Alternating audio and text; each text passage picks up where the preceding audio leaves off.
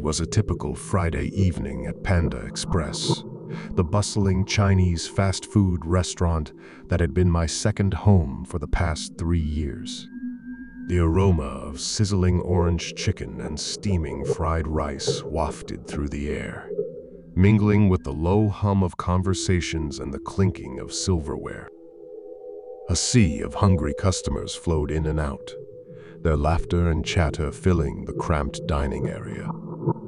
Despite the chaotic pace, I always felt a sense of comfort here. I was Tommy, a cashier at Panda Express, and I prided myself on my efficiency in taking orders and handling the registers. But this particular night, I couldn't help but feel an odd tension in the air. It was as if something lurked beneath the surface of the restaurant, something that didn't belong among the cheerful faces and the savory dishes. My unease began when the first customer of the evening entered. He was a tall man, wearing a long coat that seemed out of place in the sweltering summer heat. His eyes were hidden behind dark sunglasses, and his face was obscured by a scruffy beard. He walked up to the counter with a slow, deliberate gait, his boots clunking on the tiled floor. "Can I take your order, sir?" I asked, forcing a smile. He didn't respond immediately. Instead, he leaned closer, his voice barely a whisper. "I'll have the double orange chicken," he said, his words sending a shiver down my spine. As I punched in his order, I couldn't help but glance at the man again.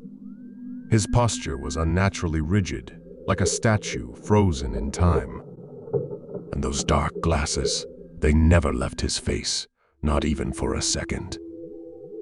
The rest of the evening was no less peculiar. An elderly woman, her face hidden beneath a heavy veil, ordered a large bowl of fried rice to go. She mumbled something in a language I couldn't understand, and when I handed her the receipt, she clutched it tightly as if it held the secret to the universe. Then came the couple with twin boys, both of them wearing identical red shirts and matching eerie smiles. They didn't say a word, not even when I handed them their food. Their eyes, identical to their smiles, were empty and devoid of any emotion. It was as if they were staring into an abyss. As the evening wore on, I couldn't shake the feeling that something was terribly wrong. The atmosphere in Panda Express had shifted from the usual bustling excitement to an eerie, uncomfortable stillness. It was as if time itself had slowed down. But it was the incident with the fortune cookies that pushed me over the edge. A family of 4, semi-normal at first glance, ordered their meals and sat at a corner table. When they cracked open their fortune cookies, their expressions changed, their smiles fading into grimaces of horror. I rushed over to see what was wrong. The mother held out her fortune for me to see. It read, "The end is near." I assured them it was just a random message, but when I checked the other cookies, they all bore similarly ominous messages. "Beware the shadows," one said, while another warned, "They are among us." The family left in a hurry, their unease palpable. I couldn't blame them. I felt it too. The entire restaurant had taken on an eerie, foreboding air. As the night wore on, the odd occurrences continued. Plates and glasses inexplicably shattered, sending startled screams through the dining area. Lights flickered and dimmed, casting long, menacing shadows that seemed to dance in the corners of the room. My co-workers were equally disturbed. Maria, the cook, kept glancing nervously over her shoulder, as if expecting something to pounce on her at any moment. Jimmy, the manager, was pale and visibly shaken, his usual authoritative demeanor reduced to a trembling mess. We decided to close early that night, unable to bear the oppressive atmosphere any longer. As I counted the cash in the register, I couldn't help but wonder what had happened in Panda Express. It had been just another night, like countless others. But tonight had been different, filled with inexplicable dread. The following day, I couldn't shake the feeling that I needed to find out what had caused the bizarre events at the restaurant. I returned to work, determined to unravel the mystery that had unfolded within those walls. My investigation began with the fortune cookies. I contacted the supplier, who assured me that there was nothing unusual about the messages. They claimed it was just a printing error and offered to send a new batch. I accepted, even though I couldn't shake the feeling that there was more to it.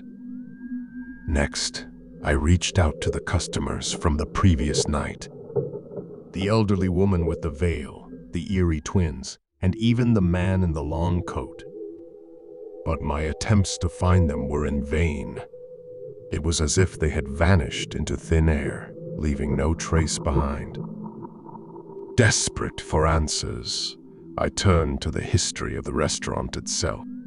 Maybe there was something buried in its past that could explain the strange occurrences.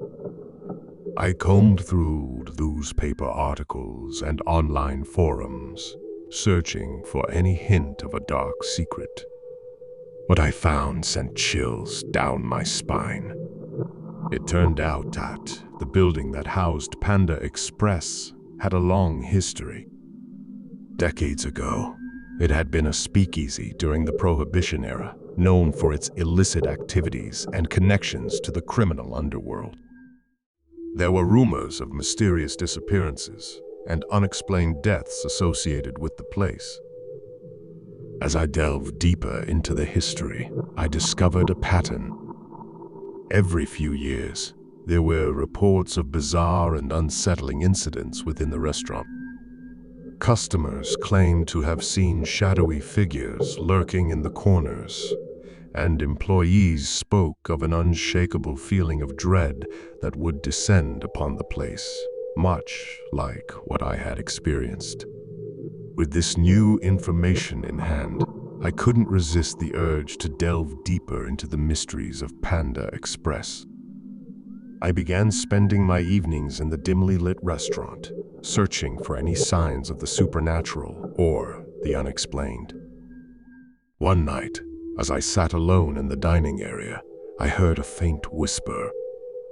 It was a soft, almost imperceptible sound, but it sent shivers down my spine.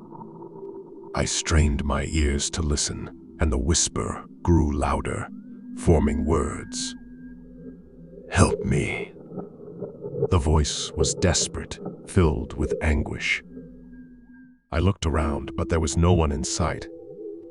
The voice seemed to come from nowhere and everywhere at once. "Who are you?"